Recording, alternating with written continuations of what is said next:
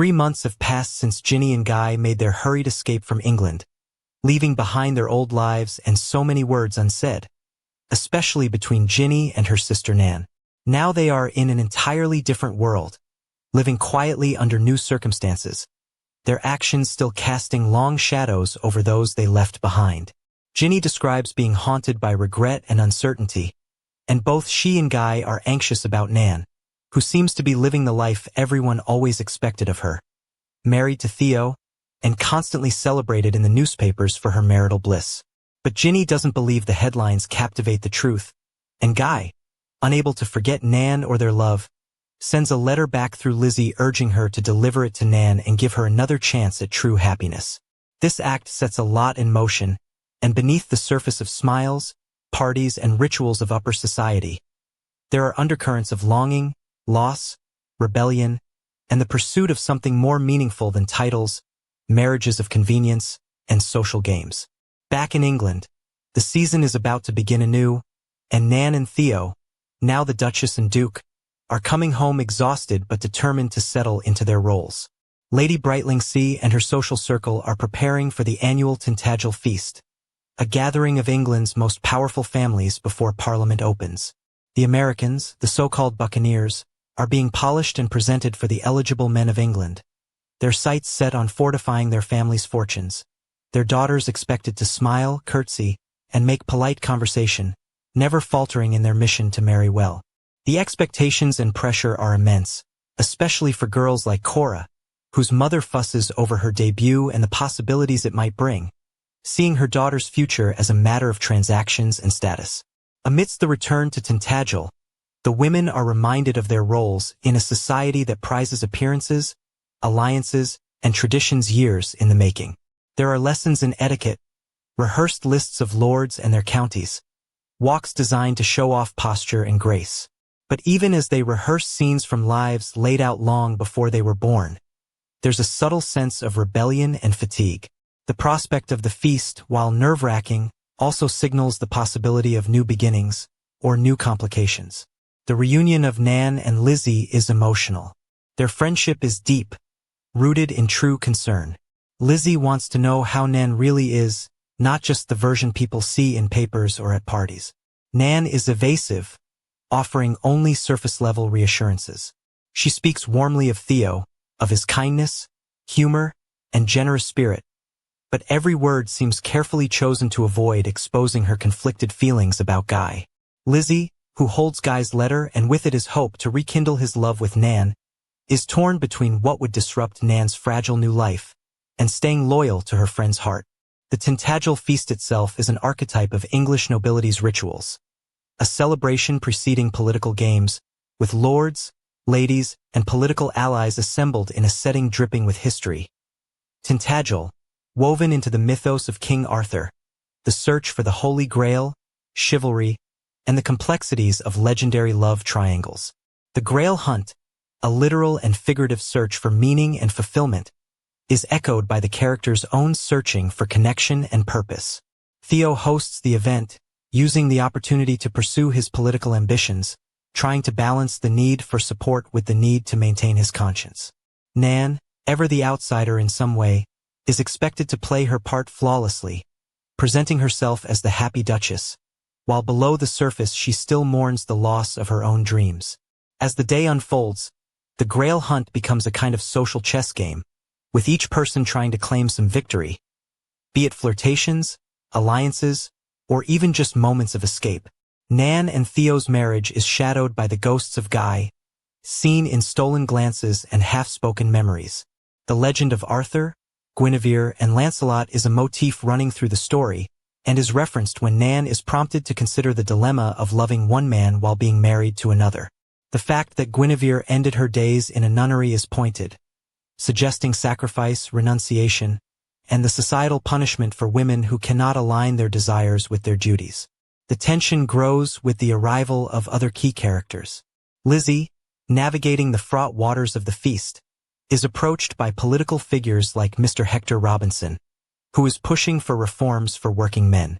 Lizzie points out the irony that while working men might fight for their voices, women are still silenced, only visible for their looks or who they marry. Her wit and candor are her weapons, gained in a world that values appearance over substance in the case of women. Ginny's absence is felt acutely, not least because of the rumors and speculation about her disappearance with Guy. Her storyline intersects with Conchita, who is struggling with motherhood, having fled with her baby Freddie to escape societal judgment and Seadown's control. Conchita voices the doubts and inadequacies so many mothers feel, worried about being good enough, struggling with the constant demands, and facing criticism. She confides in another woman who reassures her of her care and love for the child, even if she isn't Nan or Ginny or someone else deemed suitable by society's reckoning. The show explores the power structures that limit women's agency. Mothers and daughters, friends and rivals all operate under the constant gaze and judgment of society's rules. The desperate need for support, understanding, and love is universal, whether in a grand castle or a modest new home. When mothers move in uninvited, when fortunes are threatened and old family homes are lost, everyone is forced to confront the reality of change and loss, sometimes with bitterness, sometimes with humor. On the subject of marriage and love, Cora's experience is telling.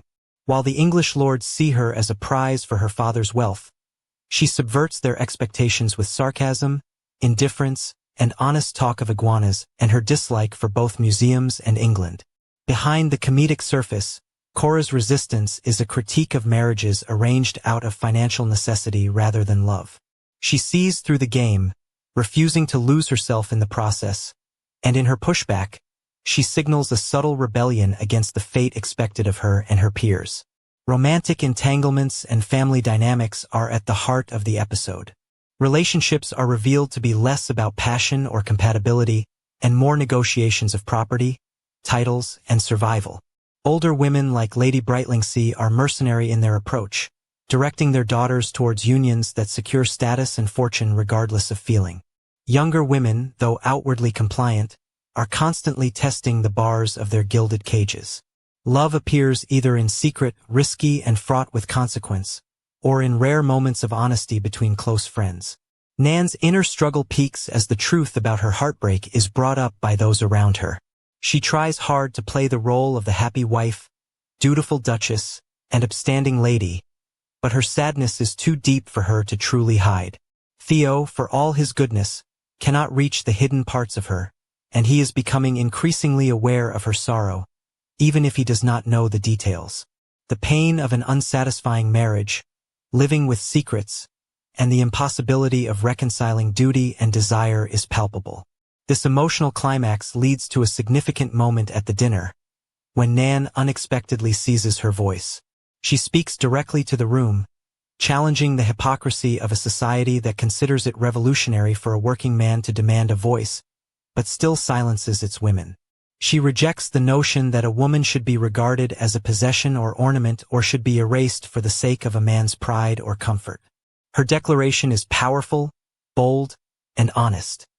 It's a call for justice, for protection, and for self-advocacy. She stands up not only for herself but for all women who are trapped in similar circumstances, insisting that harm done to women in private, behind closed doors, should bring consequences. Theo, taken aback but ultimately supportive, declares that Nan has spoken for us both, a public act of loyalty. In private, though, his confusion and hurt are evident. He is not sure what her outburst means for their marriage or their future. After the dinner, themes of loss and letting go come into focus. Nan has a quiet, intimate conversation in which she confesses that she has to move on from Guy. She cannot cling to the hope that he will return, nor can she pretend her grief will magically disappear. She recognizes the need to let go of what they had, and instead work to find meaning and happiness in her new life with Theo. This acceptance, while bittersweet, is a small act of agency. She chooses to try to make her marriage work, to find purpose and perhaps even joy within the structure she has inherited. Around the edges, the plot touches on scandal and suspicion.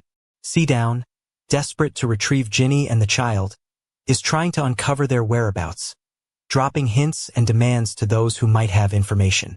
The truth about Guy's involvement is still murky for many, but rumors swirl, tying together lovers' rendezvous, shocking elopements, and the impulse to escape lives that feel predetermined. The suggestion that Guy and Nan spent the night together before her wedding is a potential threat to her reputation, her marriage, and everything she has tried to build.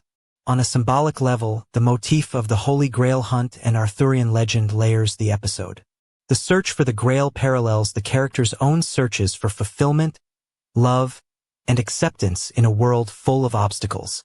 Just as the Grail is elusive, not always what it seems, so too is happiness for these women. The tale of Guinevere and Lancelot warns of the cost of transgressive love. The notion of being buried together in marriage is raised, at once a promise and a threat, suggesting the grave consequences of women's choices and the permanence of their unions, for better or worse. The feast and the season are, as always, a kind of performance. Whether it's young American girls feigning interest in lords and customs they don't care for, or married couples working to present a united front, British high society is a stage. The true feelings, be it longing, heartbreak, resentment, or hope, are played out backstage, whispered among trusted friends, or shown only when decorum slips. The ending of this episode marks a turning point for many of the main characters. Nan's decision to let Guy go is not only a personal resolution but a reflection of the show's central themes. The bittersweet acceptance that real life often asks for impossible sacrifices, that love does not always lead where one hopes, and that agency must sometimes be claimed through compromise rather than rebellion. However, Nan's speech at the dinner table shows that even within the structures meant to confine her, she can speak out and make her needs known, advocating for herself and other women. Theo's reaction is complex. He admires Nan's courage, but he is left to process what her words mean for their partnership. Love, honesty, and acceptance may not come easily, but there is a sense that his respect for her might grow because of her candor, though the pain of being second to Guy is real. The possibility that they might build something genuine together, founded in truth, is precious, even if neither is sure what that will look like. Ginny's journey remains fraught, consumed by the consequences of her choices. Though she finds comfort and a kind of belonging in her new situation, she also carries regret and worry, especially regarding her baby Freddie. The tension between duty and desire, between the need for escape and the cost of that escape, continues to shape her path. The episode underscores how these young women must walk a delicate line between survival and self-expression. They navigate between naivety and cunning, existing in a world that gives them little room but where each small act of resistance, whether it's a sarcastic answer, a refusal to marry for money, or a public speech, brings them closer to defining their own lives. The series as a whole, much like works such as Edith Wharton's The Buccaneers, The Age of Innocence, or even Austen's novels, interrogates the tension between individual happiness and social expectation. The comparison to Bridgerton or Downton Abbey is apt. Like those shows, The Buccaneers uses costume drama and romance to cloak a deeper story about power, freedom, and rebellion. The use of American women as the outsiders forces English society to confront itself, its snobbery, need for money, and resistance to change. In the final analysis, the episode offers no easy answers. The struggle for happiness, love, and autonomy is ongoing. The characters are pushed toward difficult choices and asked to continually weigh the cost of honesty, loyalty, and risk. The power dynamics between men and women, between old and new money, between duty and passion, are unsettled. That the episode ends with characters not quite where they want to be, but still striving suggests hope, or at least the belief that even in a rigid, rule-bound world, the search for the Grail, that is, for something truly worth having, continues. This search is nuanced, full of setbacks and small victories. For some, happiness may be found by redefining what is possible within the expected structure. For others, the choice to leave, to speak out, or to cling to love despite everything is the truest act of rebellion. In every whisper, every carefully negotiated sacrifice, there is the echo of the legend at the heart of the episode, that even ordinary women can be heroines, and that their stories, like the quest for the Grail, are worth telling, no matter how hard the journey or uncertain the ending.